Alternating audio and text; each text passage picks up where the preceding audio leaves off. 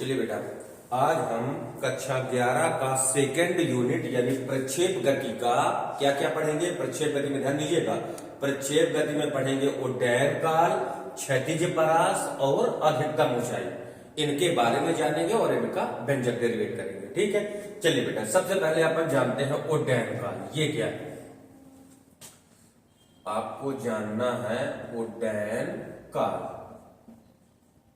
ठीक है, उड्डयन काल के लिए ध्यान दीजिएगा। उड्डयन काल के लिए सबसे पहले कंडीशन क्या है कि वस्तु को आपको प्रक्षेप गति कराना है। क्या कराना है बेटा? प्रक्षेप गति। कैसे कराएंगे प्रक्षेप गति? प्रक्षेप गति आप लोग पढ़ चुके हो। प्रक्षेप गति की मैं थोड़ा सा कंडीशन बता देता हूं।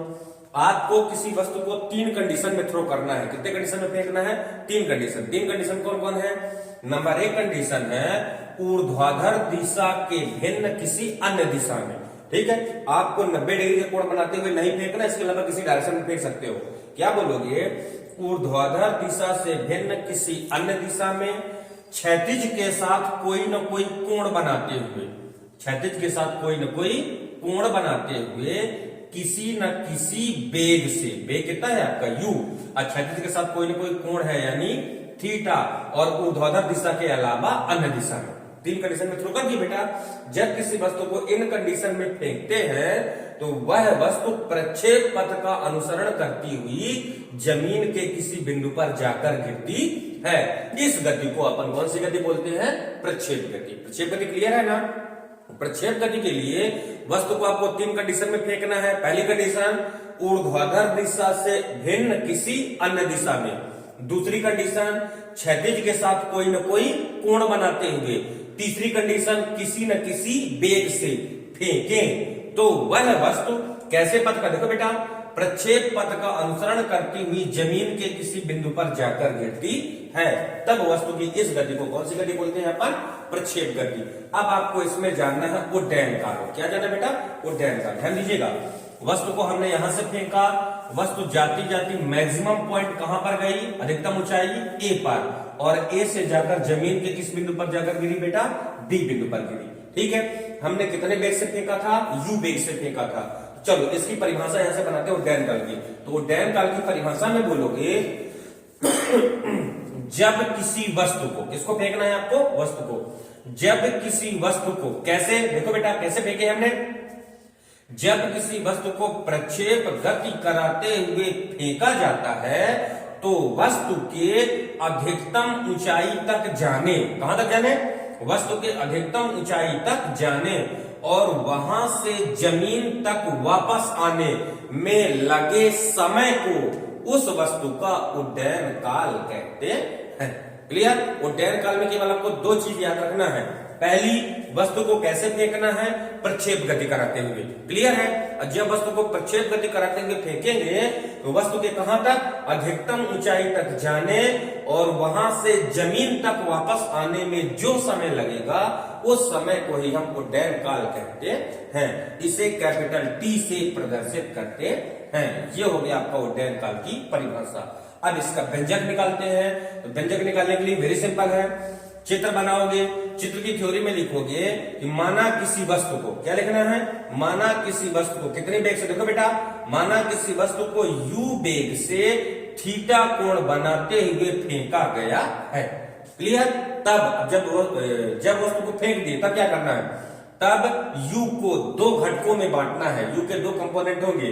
तो u के दो घटक कौन है? u का वर्टिकल यानी ऊर्ध्वाधर घटक होगा आपका u sin थीटा, और u का क्षैतिज घटक आपका होगा बेटा u cos थीटा। ये लो, वस्तु को मतलब प्रारंभिक वेग u को दो घटकों में डिवाइड कर दिए, और जब u को दो घटकों में डिवाइड करना है, अब आपको कंडीशन निकालना है जब वस्तु o से a तक जाए। कहां से कहां तक जाए बेटा? o से a तक। लिखेंगे ऊपर जाने की स्थिति में, ऊपर जाने की स्थिति में। ठीक है बेटा, अब आपको O से A तक जाना है, यानी O से A तक, मतलब O से A तक की कंडीशन में हम कहां जा रहे हैं? ऊपर जा रहे हैं। लिखोगे ऊपर जाने की स्थिति में U बराबर, अब ध्यान दीजिएगा, U को हमने दो घटकों में बांट दिया है। तो U का क्षैतिज कितना है? U cos थीटा, और U का ऊर्ध्वाधर कितना है? U sin theta. U sin theta का काम है वस्तु को ऊपर ले जाना, और U cos थीटा का काम है वस्तु को क्षैतिज में ले जाना। ठीक है, तो ऊपर जाने की स्थिति में U का कौन ठीक है। ऊपर जाने की स्थिति में u का कौन सा घटक होगा बेटा, u साइन थीटा, यानी u बराबर आपका हो जाएगा u साइन थीटा। जब वस्तु नीचे से ऊपर जाती है, मतलब O से A तक जाती है, तो O से A तक जाने में इसका वेग घटेगा, ठीक है। और जब वेग घटेगा तो अधिकतम ऊंचाई तक जाते जाते इसका वेग शून्य हो जाएगा, यानी अंतिम वेग v बराबर कितना ले लेना है आपको, 0, क्योंकि O से A तक जाना है। अब मैक्सिमम पॉइंट पे वेग आपका 0 होगा, फिर वहां से नीचे गिरना चालू हो जाएगी, ठीक है। और A बराबर, A यानी त्वरण। अब सबको पता है जब वस्तु नीचे से ऊपर जाती है तो गुरुत्वीय त्वरण का ऋणात्मक मान होता है। कौन सा मान होता है बेटा, ऋणात्मक मान, क्योंकि नीचे से ऊपर जाने पर वेग में कमी आती है और ऊपर से नीचे आने में वृद्धि होती है। तो ऊपर से नीचे आने में धन जी और नीचे से ऊपर जाने में माइनस जी। तो ए बराबर कितना होगा आपका माइनस जी, और टाइम को टी बराबर कितना ले लें यहाँ पर, टी, मतलब ओ से ए तक जाने की कंडीशन में। अब आपको गति का प्रथम समीकरण लगा देना है। गति का प्रथम समीकरण क्या होता है बेटा, v बराबर u प्लस एटी, इन सबके मान प्लेस करो। v का कितना मान है, ध्यान दीजिए 0, u का कितना मान है, u बराबर u साइन थीटा, तो u की जगह लिखना है बेटा आपको u sine theta, plus a की जगह माइनस जी और t की जगह t। इसको सॉल्व करके आप लोग t का मान निकालिए। 0 बराबर u sine theta minus gt, minus gt को इस पार बुलाइए, तो gt बराबर u साइन थीटा, यानी t बराबर आपका आ जाएगा बेटा u साइन थीटा बटे g। इतना समय लगा वस्तु को O से A तक जाने में, ठीक है। लेकिन आपको निकालना क्या है, उड्डयन काल। और उड्डयन काल की परिभाषा में हमने पढ़ा है कि नीचे से ऊपर तक जाने और ऊपर से नीचे तक आने में जो समय लगता है उसे हम क्या बोलते हैं, उड्डयन काल, ठीक है। लेकिन हम पढ़ चुके हैं जब किसी वस्तु को ऊर्ध्वाधर ऊपर की ओर फेंकते हैं तो जितना समय नीचे से ऊपर तक जाने में लगता है उतना ही समय ऊपर से नीचे आने में लगता है, ठीक है बेटा। मतलब O से A तक जाने में कितना समय लग रहा है, u साइन थीटा बटे g, और A से B तक आने में भी कितना समय लगेगा, u साइन थीटा बटे g।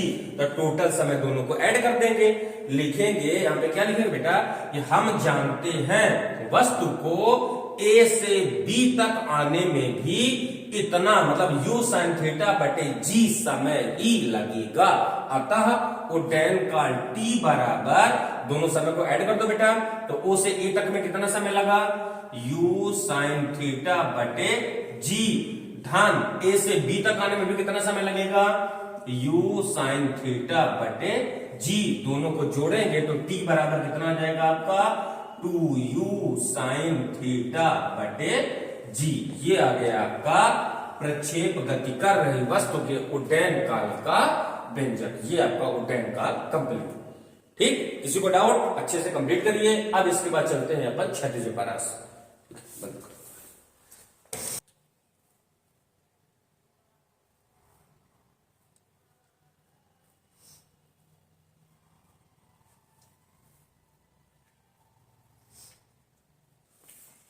चलिए बेटा, उड्डयन काल कंप्लीट हुआ। अब हम जानते हैं क्षैतिज परास, इसको निकालते हैं, ठीक है। चलिए क्षैतिज परास की पहले परिभाषा जानेंगे, इसके बाद इसका व्यंजक जानेंगे। क्षैतिज परास, क्षैतिज परास है क्या, इसमें भी ध्यान दीजिएगा। इसमें भी वस्तु को कैसी गति कराते हुए फेंकना है, प्रक्षेप गति। प्रक्षेप गति की 3 कंडीशन है, वो अपन इसके पहले पढ़ चुके हैं। तो क्या बोलोगे, जब किसी वस्तु को प्रक्षेप गति कराते हुए फेंका जाता है। कैसे फेंकना है, जब किसी वस्तु को प्रक्षेप गति कराते हुए फेंका जाता है तो वह अपनी क्षैतिज में, किस डायरेक्शन में बेटा, तो वह अपनी क्षैतिज में जितनी दूरी तय करती है उसे उसका क्षैतिज परास कहते हैं। इसे कैसे, कैपिटल R से प्रदर्शित करते हैं। परिभाषा क्लियर। वस्तु को वैसे ही थ्रो करना है, वस्तु को कैसे फेंकना है, प्रक्षेप गति कराते हुए फेंकना है।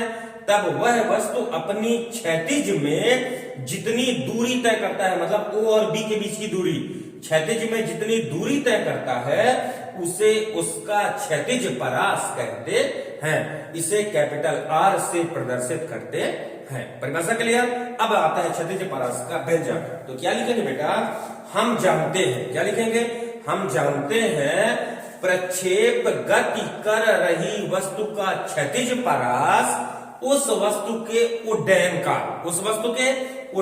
काल और वेग के क्षैतिज घटक, उड्डयन काल और वेग के क्षैतिज घटक के गुणनफल के बराबर होता है। क्लियर? लिख लोगे? एक बार फिर से ध्यान दीजिए। क्या जानते हो? हम जानते हैं प्रक्षेप गति कर रही वस्तु का क्षैतिज परास उस वस्तु के उड्डयन काल और वेग के क्षैतिज घटक के गुणनफल के बराबर होता है। यानी r बराबर, r आपका क्षैतिज परास है, r बराबर उड्डयन काल कितना है बेटा? उड्डयन काल है आपका 2u sin थीटा बटे g उड्डयन काल, और वेग का क्षैतिज घटक, तो वेग का क्षैतिज घटक कौन है? u cos थीटा, यानी u cos थीटा के गुणनफल के बराबर होता है। क्लियर? अब इसको सॉल्व कर लीजिए। चलिए सॉल्व करने में r बराबर u का u में गुणा करेंगे तो कितना आ जाएगा बेटा? u square. अब यहाँ पे ध्यान दीजिए एक सूत्र लग रहा है 2 sin theta cos theta, 2 sin theta cos theta बराबर क्या होता है? sin 2 theta. तो इसकी जगह आपका आ जाएगा sin 2 थीटा, अब बटे में कितना है? g। ये आपका आ गया क्षैतिज परास का सूत्र। ठीक, बगल में सूत्र जो लगा है सूत्र को लिख दीजिएगा। चूंकि 2 sin थीटा cos थीटा बराबर कितना होता है आपका? sin 2 थीटा के, इसकी जगह इसीलिए हमने sin 2 थीटा प्लेस किया। करेक्ट? इसमें दो वेरी इंपॉर्टेंट ऑब्जेक्टिव है, हर परीक्षाओं में पूछे गए हैं, ध्यान दीजिएगा। एयरफोर्स में, एनडीए में, सब परीक्षाओं में पूछे गए हैं। इनको मतलब इसको ऑब्जेक्टिव पे ध्यान देना है। यदि ये बोले कि अधिकतम क्षैतिज परास का मान कितना होता है तो आप क्या लिखोगे? यह आपका क्षैतिज परास का मान है। यदि बोलेगा अधिकतम क्षैतिज परास का मान, तो अधिकतम क्षैतिज परास का मान निकालने के लिए ध्यान दीजिएगा। ये कितना लिखा? r बराबर u square sin 2 theta upon g। Sine का सबसे बड़ा मान होता है 1। साइन का सबसे बड़ा मान कितना होता है बेटा? 1। तो sin 2 थीटा की जगह जब 1 प्लेस करोगे तो r बराबर कितना आ जाएगा? u स्क्वायर बटे g, यानी अधिकतम क्षैतिज परास का मान। इसको नोट करके लिखिए बढ़िया से। अधिकतम क्षैतिज परास का मान, अधिकतम क्षैतिज परास का मान कितना होता है बेटा? r बराबर, r मैक्सिमम बराबर ये होता है u स्क्वायर बटे g की। अधिकतम क्षैतिज परास का मान कितना होता है? r मैक्सिमम बराबर u स्क्वायर अपान g। यदि ये क्वेश्चन पूछे, ये भी कई बार पूछ चुका है कि अधिकतम क्षैतिज परास प्राप्त करने के लिए वस्तु को कितने डिग्री कोण से फेंकना चाहिए, तो कैसे निकालेंगे? देखो, अधिकतम क्षैतिज परास के लिए sin 2 थीटा बराबर कितना लिए हैं? sin 2 थीटा बराबर हमने लिया है 1। ठीक है, 1 साइन में किसका मान होता है? 90 डिग्री का। इसको लिख सकते हैं अपन sin 2 थीटा बराबर sin 90। तुलना करेंगे तो 2 थीटा बराबर 90, यानी थीटा बराबर 45। थीटा बराबर 45। यदि ऐसे क्वेश्चन पूछे कि अधिकतम क्षैतिज परास प्राप्त करने के लिए वस्तु को कितने डिग्री कोण से फेंकना चाहिए, तो क्या लिखोगे बेटा? 45 अंश। कितने डिग्री कोण से फेंकना है? यदि किसी भी वस्तु को 45 अंश के कोण से फेंके तो वह वस्तु अधिकतम क्षैतिज परास प्राप्त करती है। इसी में एक वेरी इंपॉर्टेंट ऑब्जेक्टिव, ये दो ऑब्जेक्टिव अच्छे से पढ़िए, कंपटीशन एग्जाम के लिए है। अधिकतम क्षैतिज परास का मान और अधिकतम क्षैतिज परास प्राप्त करने के लिए वस्तु का कोण। तीसरा ऑब्जेक्टिव, इसको भी ध्यान दीजिए। यदि कभी ऐसे क्वेश्चन पूछ ले कि किसी वस्तु को कितने कितने कोण से, दो कोई कोण दे दे, किसी वस्तु को कितने कितने कोण से फेंके तो वह वस्तु का क्षैतिज परास का मान एक समान हो। इसको नोट बना के लिखिए बेटा।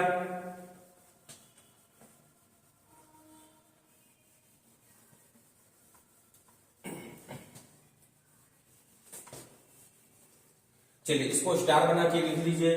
ठीक है, क्या लिखोगे? यदि किसी वस्तु को, क्या लिखोगे बेटा? यदि किसी वस्तु को थीटा या 90 माइनस थीटा, कितने कितने से बेटा? थीटा या 90 माइनस थीटा को कोण से फेंकें तो वह वस्तु अधिकतम क्षैतिज परास, तो वह वस्तु अधिकतम क्षैतिज परास तय करती है। ठीक, इसको याद रखिएगा। ऐसे क्वेश्चन बनाएगा, बोलेगा कि यदि किसी वस्तु को हम 30 डिग्री कोण से फेंके, कितने से फेंके बेटा, यदि किसी वस्तु को 30 डिग्री कोण से फेंके तो वह वस्तु कुछ क्षैतिज परास प्राप्त करती है, तो वस्तु को अब कितने डिग्री कोण से फेंके कि क्षैतिज परास का मान बराबर हो। तो देखो कितने कितने डिग्री में बराबर होता है बेटा, थीटा और 90 माइनस थीटा।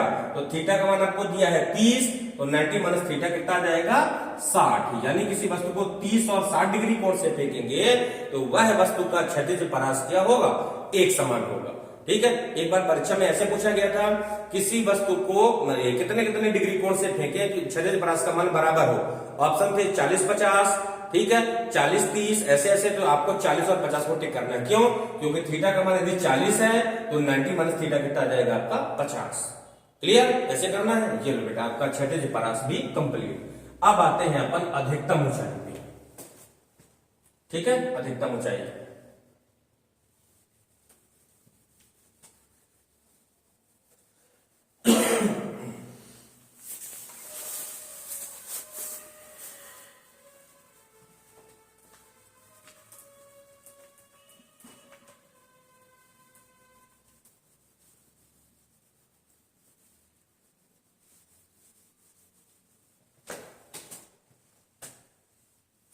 चलिए बेटा, अब आपको अधिकतम ऊंचाई को एक्सप्लेन करना है।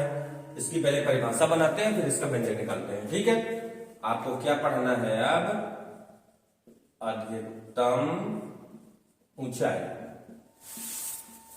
ठीक है, इसकी परिभाषा। इसमें भी वस्तु को आपको वैसे ही थ्रो करना है, यानी कैसे, प्रक्षेप गति कराते हुए।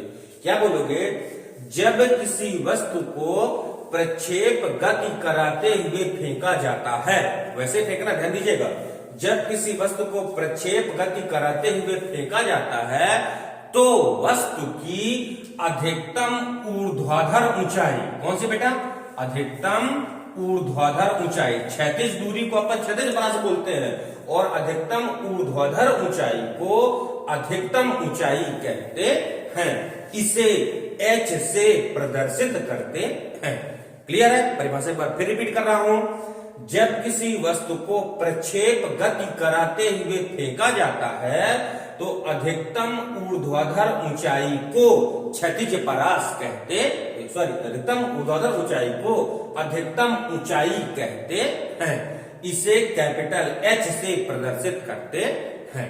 क्लियर? अब आते हैं इसके व्यंजक में। तो व्यंजक में ध्यान दीजिएगा, आपको वस्तु को O से A तक जाना है। कहां से कहां तक जाना बेटा, O से A तक। लिखोगे सीधे सीधे ऊपर जाने की स्थिति में, क्या लिखना है आपको, ऊपर जाने की स्थिति में, मतलब ऊपर हम कहां तक जा रहे हैं बेटा, O से A तक। तो O से A तक जाने में आपके U का कौन सा घटक काम कर रहा है, U sin थीटा। यानी U बराबर कितना आ जाएगा आपका, U sin थीटा।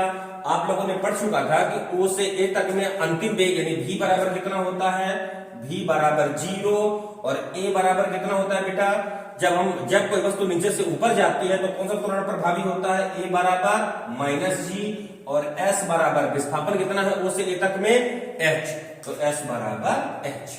क्लियर है? आपको कुछ नहीं करना, गति का तृतीय समीकरण लगाना है। क्या लिखोगे, गति के तृतीय समीकरण से, गति के तृतीय समीकरण से क्या होता है, गति का तृतीय समीकरण, v² बराबर u² प्लस 2as। ठीक है, सबके मान बोलो बेटा, v का मान 0, तो ये आपका हो जाएगा 0, बराबर u का मान देखिए कितना है, u का मान u sin थीटा, इसका स्क्वायर करोगे तो कितना आ जाएगा, u² sin² theta plus 2, a का मान -g, s का मान h। ठीक है, सॉल्व करिए। 0 बराबर u² sin² theta minus 2gh, 2gh को इधर बुलाइए, 2gh बराबर u² sin² थीटा। तो h बराबर कितना आ जाएगा बेटा, h बराबर u² sin² थीटा बटे 2g। ठीक, ये आ गया आपका अधिकतम ऊंचाई का व्यंजक। ऐसे करना, ठीक है। लिखेंगे यह सूत्र अधिकतम ऊंचाई को प्रदर्शित करता है, किसमें, प्रक्षेप गति में। ठीक है, इसमें भी दो वेरी इंपॉर्टेंट ऑब्जेक्टिव है। पहला ऑब्जेक्टिव ये बोलेगा कि अधिकतम ऊंचाई का सबसे बड़ा मान कितना होता है। तो क्या लिखोगे बेटा कि अधिकतम ऊंचाई का सबसे बड़ा मान यानी h मैक्सिमम बराबर, अभी अभी मैंने बताया था, आप लोग जाने थे कि साइन का सबसे बड़ा मान कितना होता है 1। जब साइन का सबसे बड़ा मान 1 होता है तो साइन स्क्वायर थीटा का मान 1 प्लेस करोगे तो h बराबर कितना बचेगा u स्क्वायर अपॉन 2g। तो अधिकतम ऊंचाई का सबसे बड़ा मान यानी h मैक्सिमम बराबर कितना आ जाएगा u स्क्वायर बटे 2g। ठीक, ऐसे अगर इसमें पूछे कि अधिकतम ऊंचाई प्राप्त करने के लिए वस्तु को कितने डिग्री कोण से फेंकना चाहिए, तो इसका मतलब इसे भी निकालते हैं। साइन का सबसे बड़ा मान कितना होता है 1, यानी साइन स्क्वायर थीटा बराबर कितना ले लोगे बेटा, साइन स्क्वायर थीटा बराबर 1, दोनों पक्ष का वर्गमूल ले लो तो साइन थीटा बराबर 1, क्योंकि 1 का वर्गमूल 1 ही होगा। साइन थीटा बराबर 1, साइन में किसका मान होता है साइन 90 का, जब तुलना करोगे तो थीटा बराबर 90, यानी अधिकतम ऊंचाई प्राप्त करने के लिए वस्तु को कितने डिग्री से 90 अंश के कोण से फेंकना चाहिए। ठीक है, दो ऑब्जेक्टिव आपके अधिकतम क्षैतिज परास से आ गए।